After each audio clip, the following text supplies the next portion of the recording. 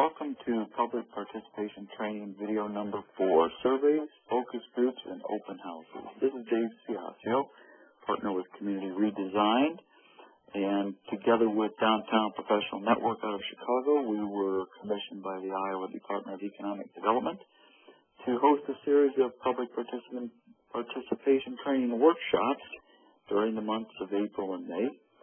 And the purpose of this short video series is to summarize those workshops for those of you who attended and would like a review, and or for those of you who are unable to attend.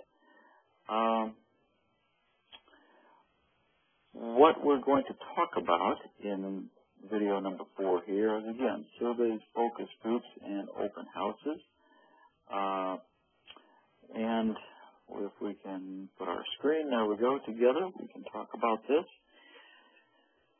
This is a session on about 8 to 10 slides, again, about a 7-minute session to 8-minute session on high-touch and high-tech tools, relying on high-touch here.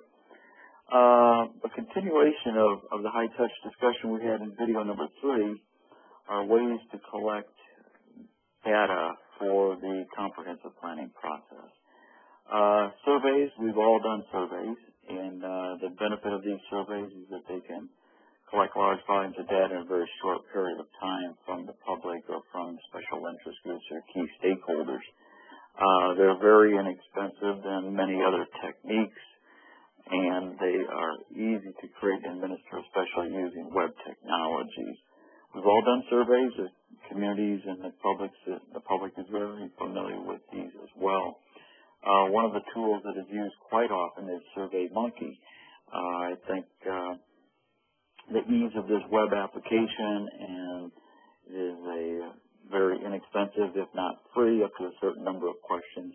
SurveyMonkey is a good way, again, to gather information, insight into your planning process, and one that we would recommend. SurveyMonkey does have its slight disadvantage when it comes to reporting out, as you put your data together at the end or try to put it into report form. Another one that we've found, survey method that we found, technology that we've seen a little bit, used a little bit better for reporting out, is a little more convenient, I should say, is Zoomerang. Zoomerang allows you the ability, is very similar and easy to use as SurveyMonkey, however, affords a little bit easier report generation at the end of your surveying. Focus groups. One thing that we want to make a point of here on focus groups is that too often focus groups are done at the wrong time. Focus groups, by nature, the word focus means specific. Too often we try to assemble focus groups very early in the process, and as a result, while there's a lot of data to come in, focus groups are deriving the big rocks of information rather than focusing on the smaller rocks of a process or of a project.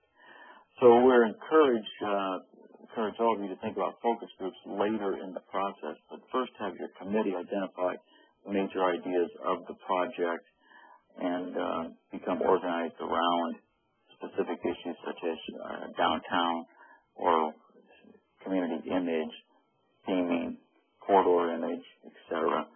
Then come into specific focus groups to deal with each of those topics. So again, don't assemble your focus groups too early. In these focus groups, questions are often presented to a group in an interactive forum. We've all done those. The idea, again, posing certain questions that are often open-ended as to what do you feel are the positive aspects of our community image, or what do you feel are the negative aspects of our downtown.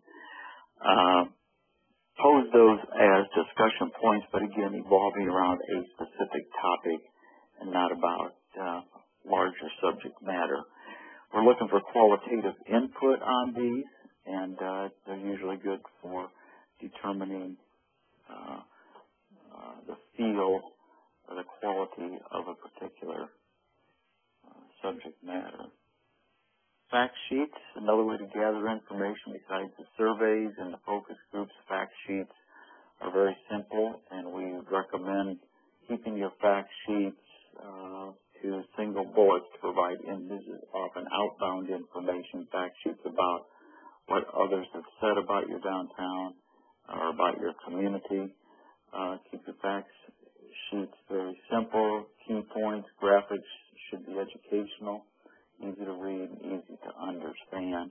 So if you want to provide information to your committee or to your key stakeholders or focus groups, prior fact sheets are an effective way to do that.